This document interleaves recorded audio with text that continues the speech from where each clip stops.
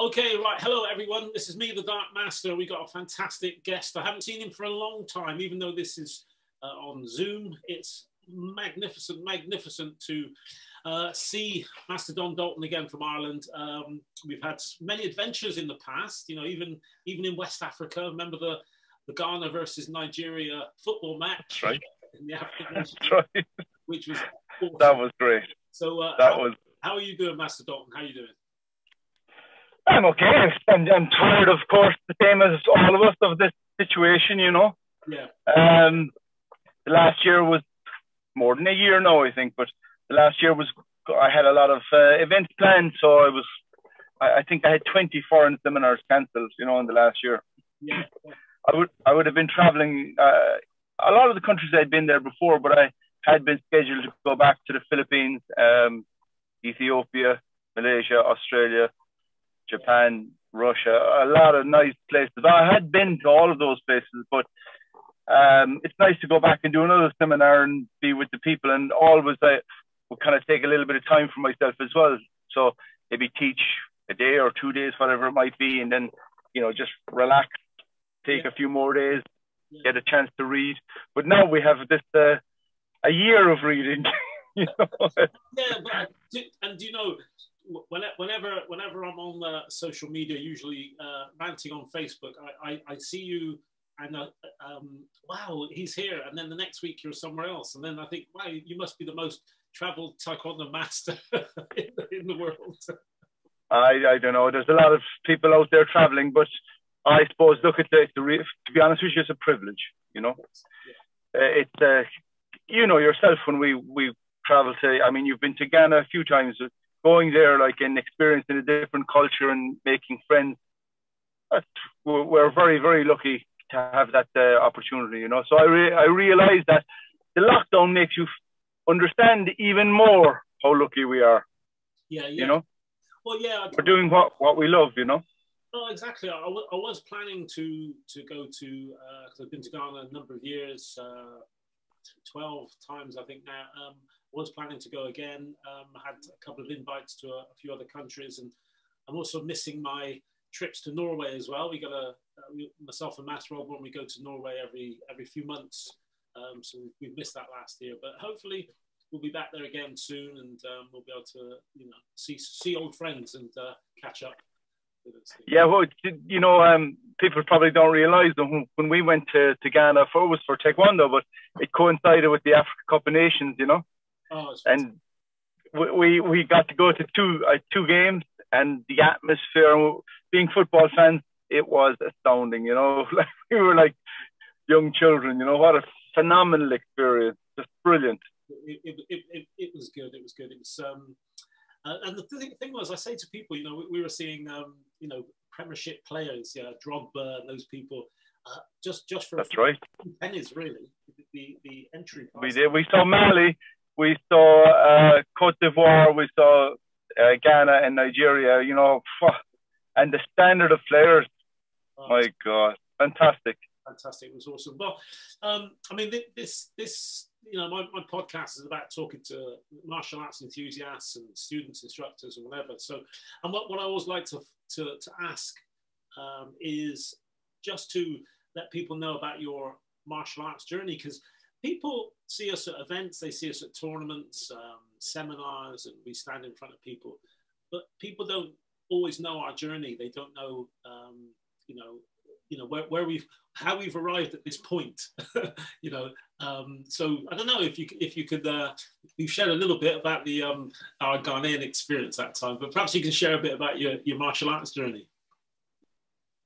Yeah, well, I suppose I started very young, really, with something called Pai Lum Kung Fu, Fire Dragon Kung Fu, that was in my hometown in Tralee, in County Kerry, in the southwest of Ireland. So started with that, and, you know, like, as always, it was young kids with our friends going down and training. And then I suppose... Did you say Fei Long Quan? Sorry? Did you say Fei Long Quan Kung Fu? No, it was called Pai Lum Kung Fu. Yeah, okay, correct. Translated as Fire Dragon Kung Fu. Was a lady instructor. Yeah. And after then, at about age kind of 12-ish, 13, I changed to Taekwondo. It was Master McCarthy, Patrick McCarthy, who you know. Yes. So it was I mean, for me, like I stepped inside the door, I was just blown away. Really, I mean, I enjoyed the kung fu, but it was just something totally different for me. It was like an epiphany, really, because I just felt the minute I stepped in there that I was in the right place, and it was. I mean, I think I have a fairly one-track mind, so that first class, like I just knew in my mind I was going. Not that I wanted, but I was going to be a black belt. You know, yeah. That was the attitude. Yeah. So it was just, and I just trained during those teenage years. It was just fanatical. You know, it was every morning at 6 up before school to train for about an hour and a half, running first and pushing everything. I have all the logbooks, you know, going back as a young teenager. And then we had a great, the school I was in was a boys' school, and we had a great physical education teacher. His name was John O'Keefe. He was a legend of Gaelic football, Irish football, you know, like really, really famous. And he was probably, at that time, I would imagine he was in his late 40s and just still an absolute specimen, an athlete, you know.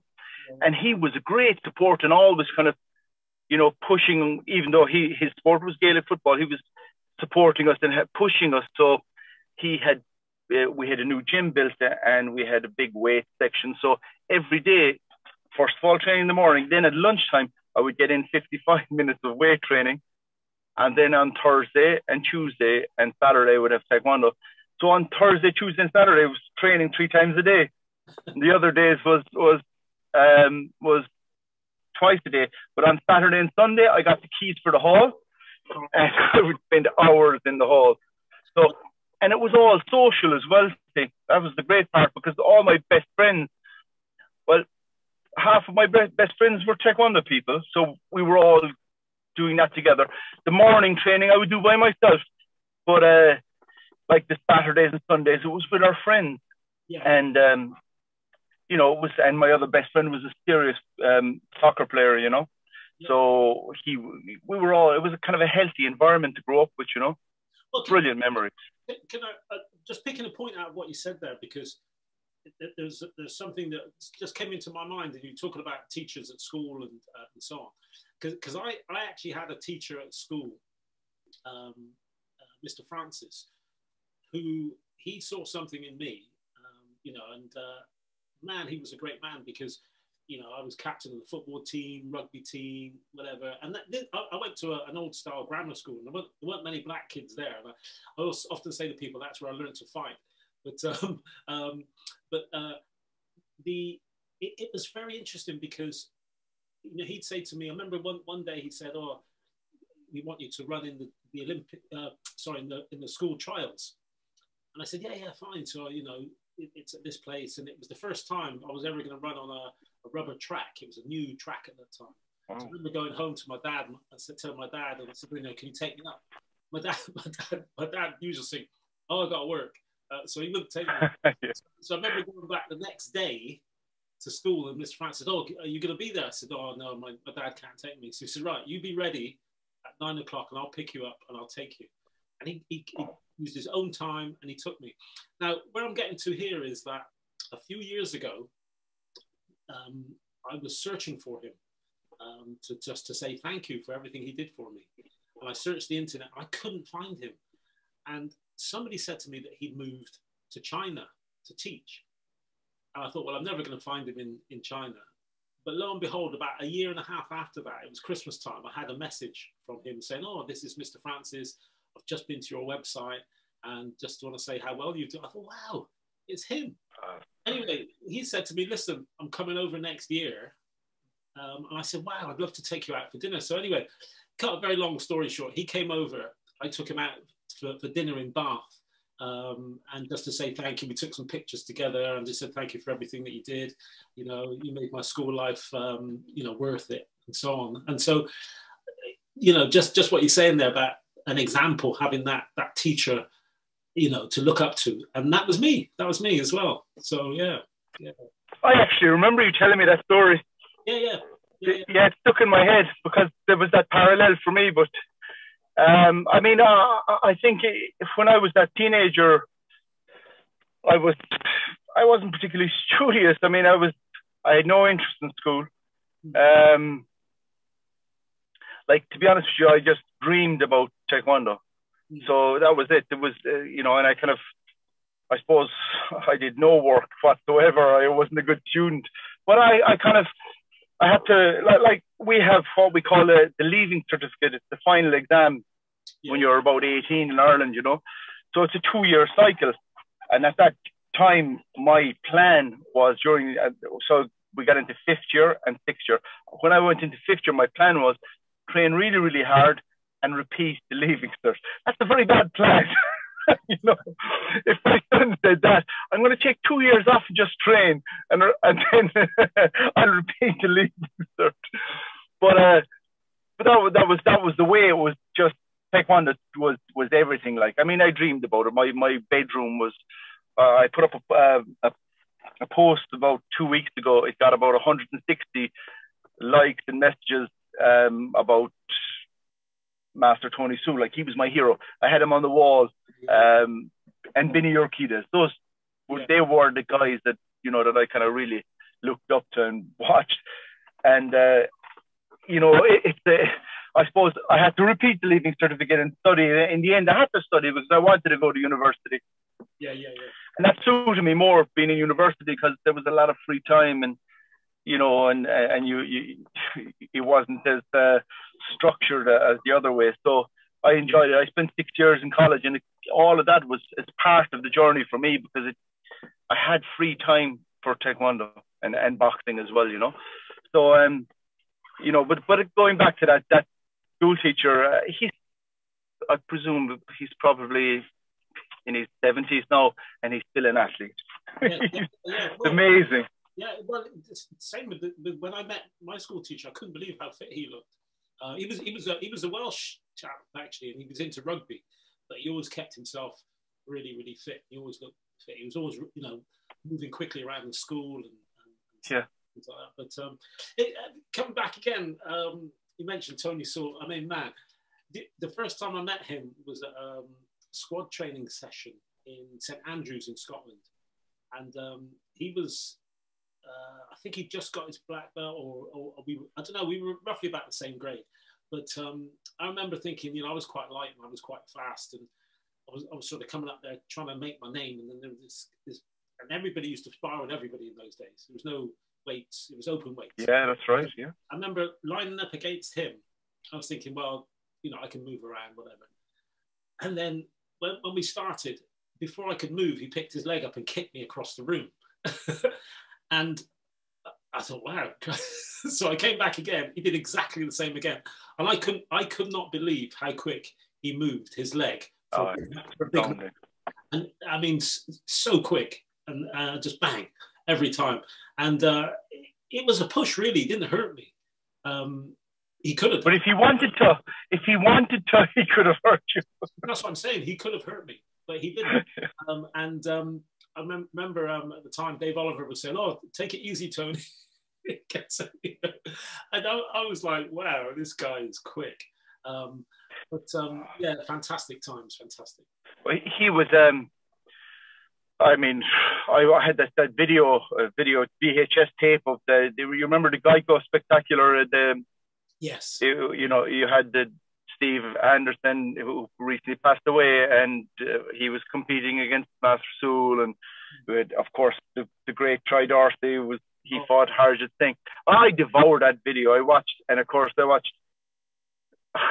all of those ones that I really loved, but especially Master Sewell. Like, I watched him over and over and over again. That video was, and then it's funny, when we talk about I suppose school times, you think, kind of going back, how yourself and Master Ogburn were in school together, and you're still brothers after all this time. Like, really, it's amazing. But Master Ogburn, I remember as well talking about Master Sewell. Yeah. I mean, obviously Master Ogburn was this world class champion who was world champion. It's very hard to grow up alongside somebody like Tony Sewell. Oh, yes. He was. But Master Ogburn loved him. And that said it all. They were competing to try to be the number one, both of them obviously. But like Master Ogman always says about what a great person. And I met him when I was 24. We had it was if you remember, the GTI was started, and there was a seminar in somewhere in the south of England. I brought over our team because we had a competition versus GTI. And at the end of the 2-day seminar, they said, would you do a demonstration with Master Soul? Can't me do a demonstration with Master Soul? That guy is my hero, you know, like I couldn't believe I was talking to him. It was just, you know, like, because they say you shouldn't meet your heroes because they let you down. You feel, you know, but actually the opposite, because he's a humble person, very, very intelligent guy, socially aware. And to meet him then and to see that, you know, this person was just, it was the same with me. I met Troy Dorsey, you know, he was IBF world champion in boxing, and WACO and full contact pro world champion. Just a really, really nice person. And lovely. It's wonderful when you have that, because, you know, in Taekwondo, a lot of people are so egotistical, and, you know, I always think that, like, the higher people go in the rank, the worse they become as human beings in the Taekwondo world, you know.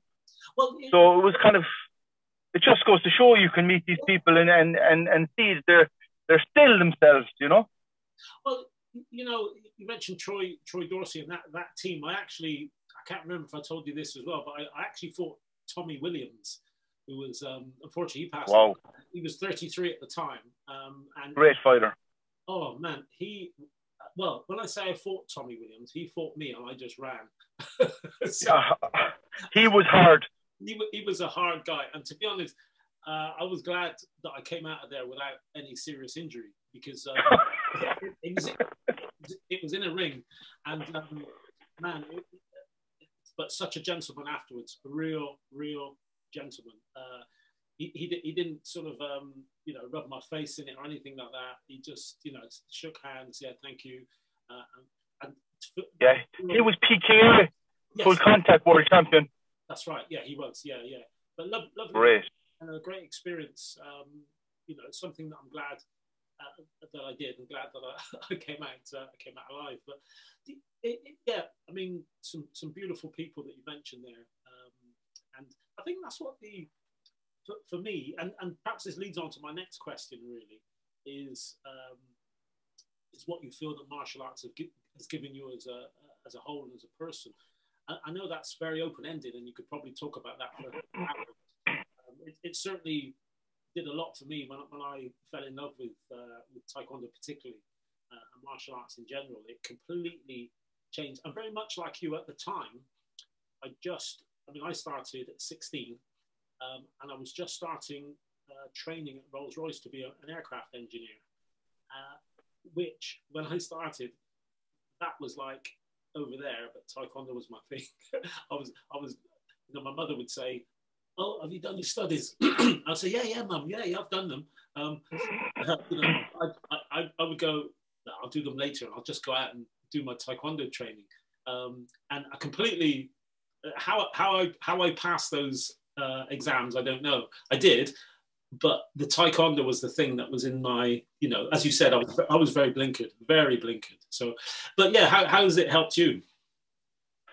Well, I suppose, I think, to be honest with you, it was really the core part of my life, you know. Yeah. So I suppose Master McCarthy was my instructor, and he was very down to earth, you know. So I definitely got an awful lot from him and the way he taught and talked, and he was a hero for me, you know, and still is. But so you know, when I was growing up, my mother had a friend. He was a Redemptorist priest, and he used to go around giving like courses for priests and nuns in Britain and in Ireland.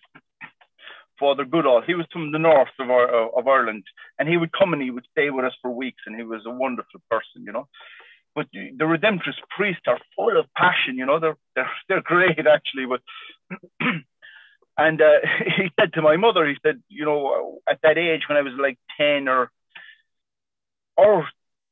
schools were rough, Yeah. You know, there was fights every day, and I would have, I'd be ashamed to say now, but when I was in primary school, I would have had a fight every single week. It was just normal, because if you didn't stand up for yourself, you'd be downtrodden, you know. Yeah.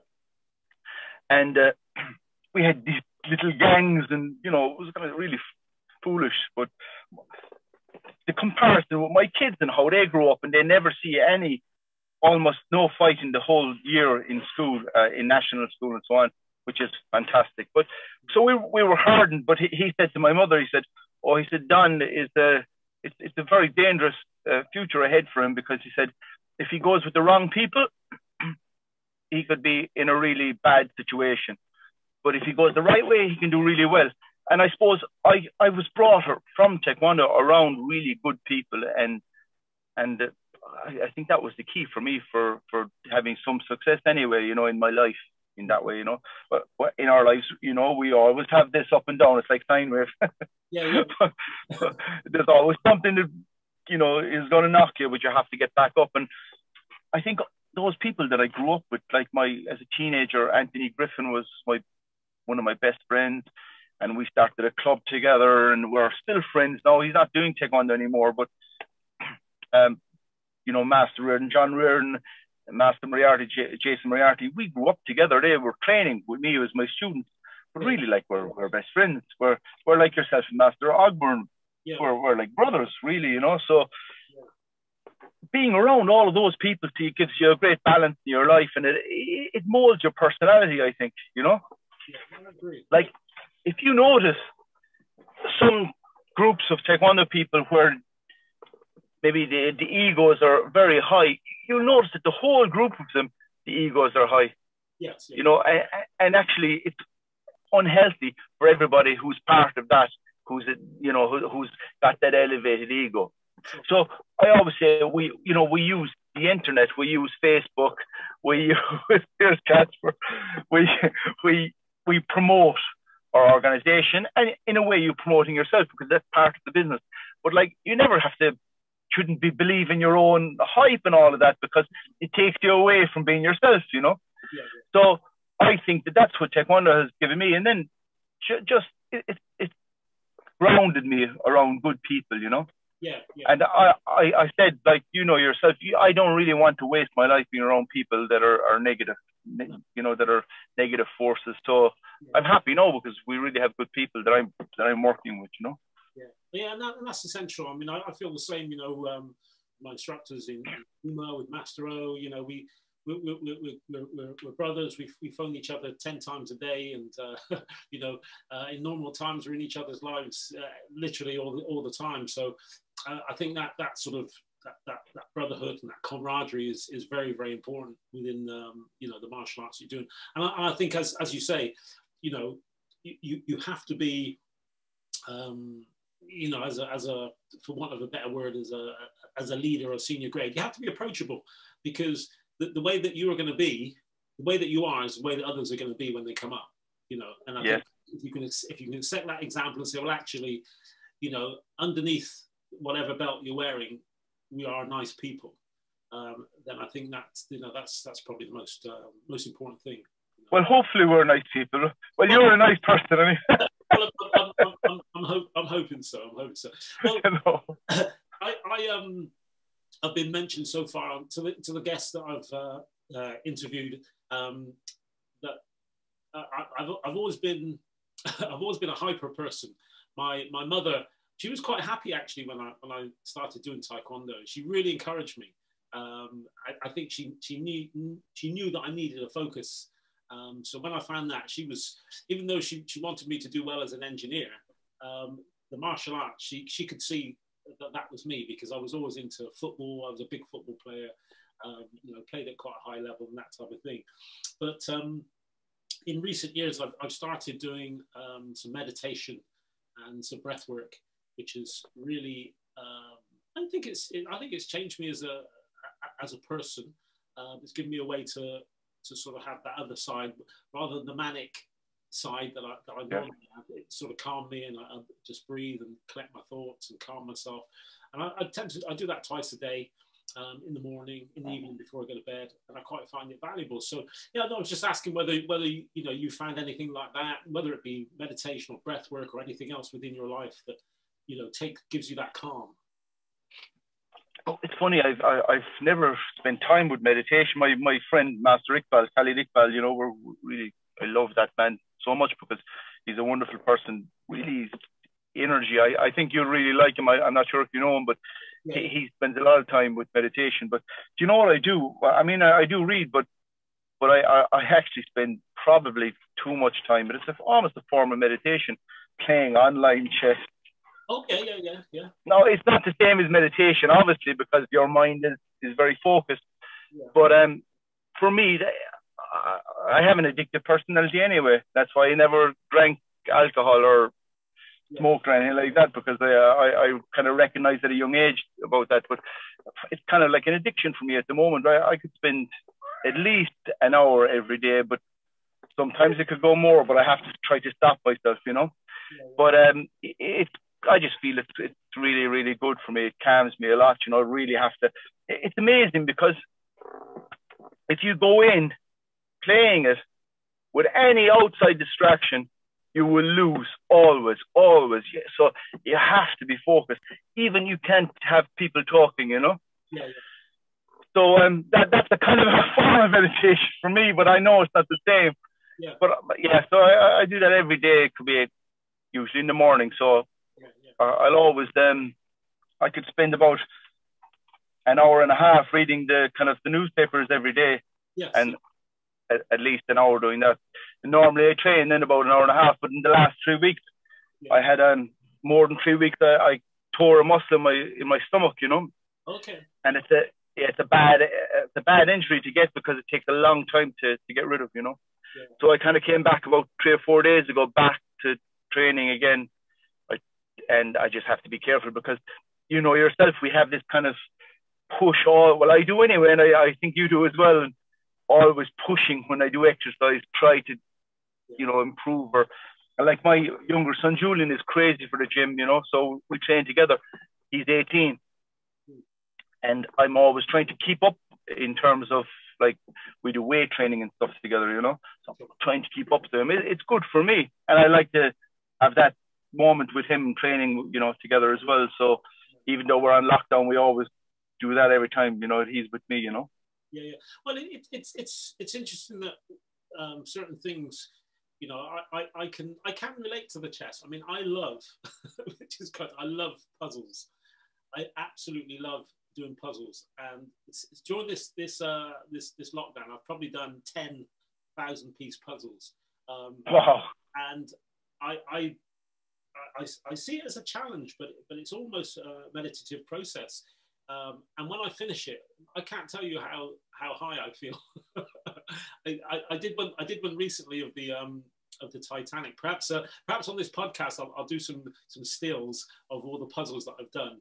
And there was one called the world's or impossible puzzle, and my daughters bought it for me. They said, "Oh, you won't be able to do this one, Dad." I think it took me 12 weeks. Wow. Yeah, but I did it, and I was so proud when I went to them. Yeah, I've done that one. And what do you do with the puzzle afterwards? Well, I generally, what I do is I use sellotape and I tape it, so I keep. I just, a couple of them I have on the wall, really nice ones, but most of them I just lay out like flat, and I love going back and looking at them. Just looking at them, thinking, yeah, I remember this. Oh yeah, I remember that piece where I couldn't find. But another. Sorry, go ahead. Sorry. No, I was just saying that, so I can relate to a certain degree with the chess thing, in the achievement and the feeling of, yeah, actually that was quite good. But go on.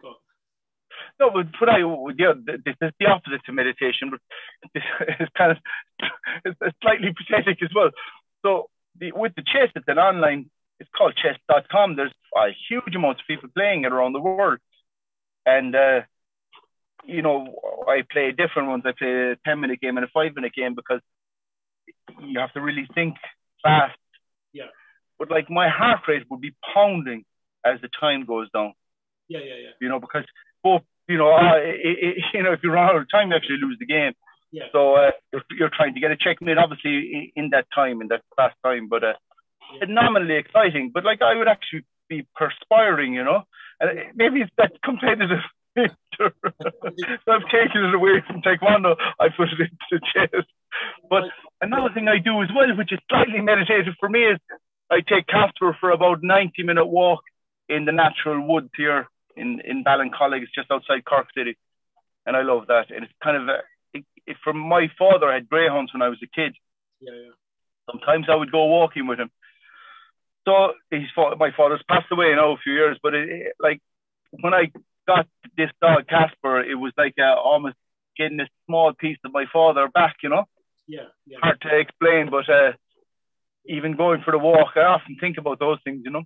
So that's kind of really a calming, meditative thing for me as well. Yeah. I love it. I actually do it every day.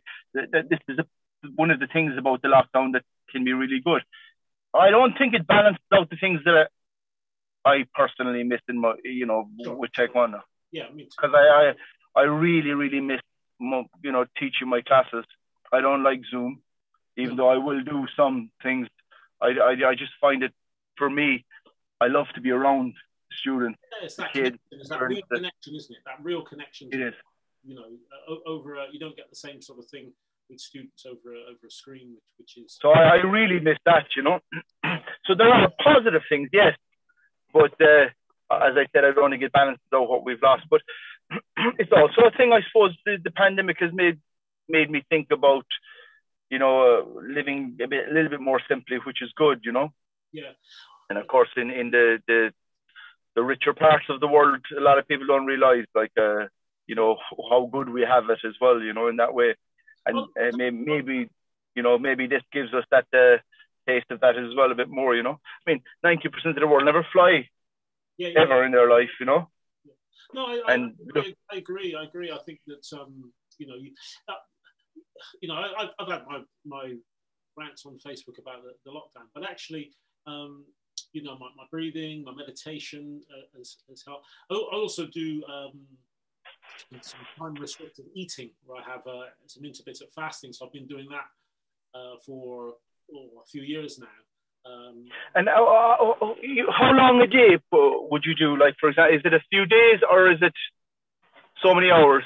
Yeah, I have done day fasts, longer days, but generally, as a general rule, I mean, I will do longer day a few days, maybe a couple of days, really, maybe 2 or 3 times throughout the year.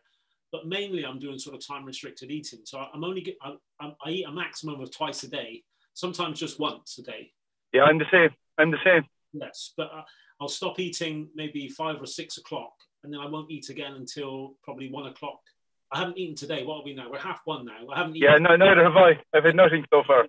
Yeah, so I tend to do that that sort of time-restricted eating, and I maybe do a longer fast. A few times a year, and I find I don't know whether it's a natural process of age, in the fact that you become a bit more.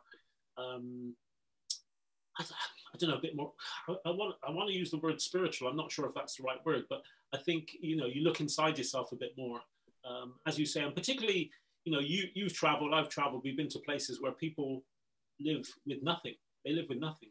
And I think when you see that, it gives you a different perspective on your own life. And it makes you think, well, actually, these people, they have nothing, but they're happy. They're still happy. And I often think about that myself. I don't know how you feel about that. Yeah, I do. Well, about that I just didn't know the term, the restrictive eating, but I kind of do the same. I normally have a meal at 7 or 8 o'clock. And then I might have something small, very small during the evening, watching a movie or something. Like last night, I had 3 mandarin oranges and an apple or whatever. Yeah. So on a Sunday, then that'll be the day that I won't eat as healthy. But then I won't eat. Like, I haven't had anything yet. I'll have maybe, before we go to the park, I'll have a coffee here. Yes. And I won't have really anything until 7 or 8 o'clock again, Yeah. So, I kind of always did something like this, because I would always train in the morning, And if I went to the gym, I would never eat before training. People say, "Oh, it's not that good for you," but it's just what I always did. So, but going to the other thing, what you were saying is, I suppose, I mean, we've travelled to a huge amount of different countries. You know, I suppose I would say for me, it's a hugely enriching thing to get the opportunity to experience different cultures. But I mean, most of the people in Britain and Ireland will never ever travel to Ethiopia or Nigeria or experience, you know, the fantastic culture. See, like there's plus a negative in every place. That's the reality of it. That's what I feel. So, for example, you know, maybe the family networks are stronger. There may be more economic challenges, but there'll be more positive things on other sides, you know. So, but I mean, outside of that, we know how unfair the economic system is as well, you know. So, very, very difficult to try to equal out our planet, you know. But I mean, my experiences in traveling, the first time I went to Africa was, because it's so diverse, it's hugely diverse, obviously, was to Tanzania, and I fell in love with traveling in various African countries since that time, you know. Like, I was meant to go back to Ethiopia during the pandemic, and you know, I'm just looking forward to going back again, you know. I'm hoping to go to Tanzania, actually. I'm hoping to. Tanzania is the magical, beautiful place, you know. And as well as that, you know, you've the difference in culture is huge. Of course, you've like the difference between Tanzania and Somalia is huge.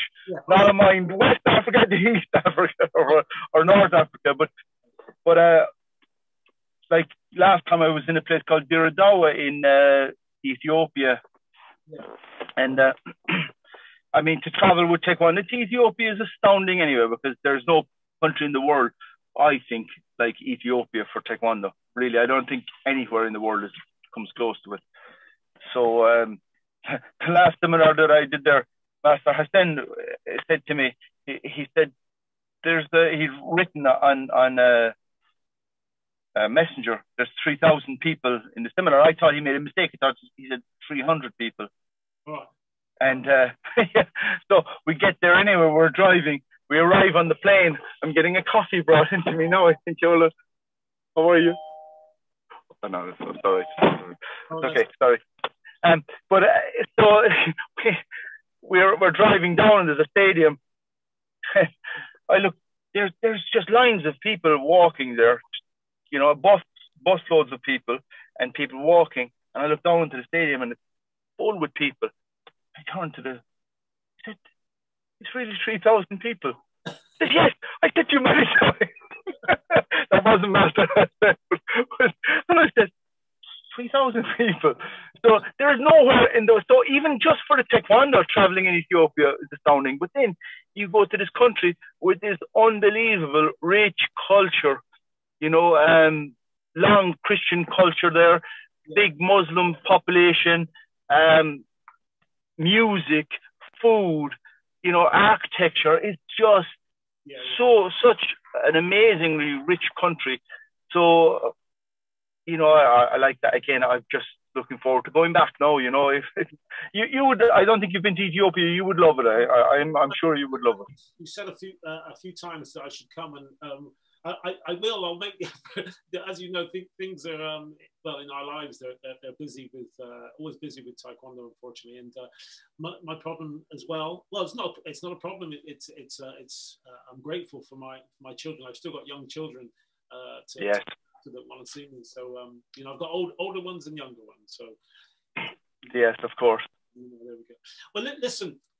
We're coming to the end of time, but I need you to promise me a couple of things, right? I need you to promise me that you'll come on again, and then maybe when you're in another country, we can do a quick one of these from one of the countries that you're in, because I think it's fantastic. You've done a lot of work within Taekwondo. You travel to many countries. You've given up your time.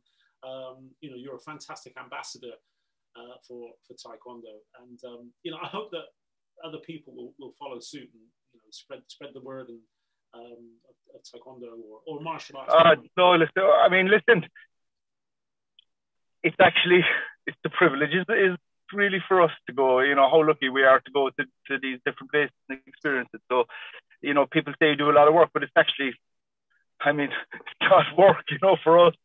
So there's nothing certainly noble about it anyway. In that way, it's just we're very lucky to have these opportunities. But like, look at us.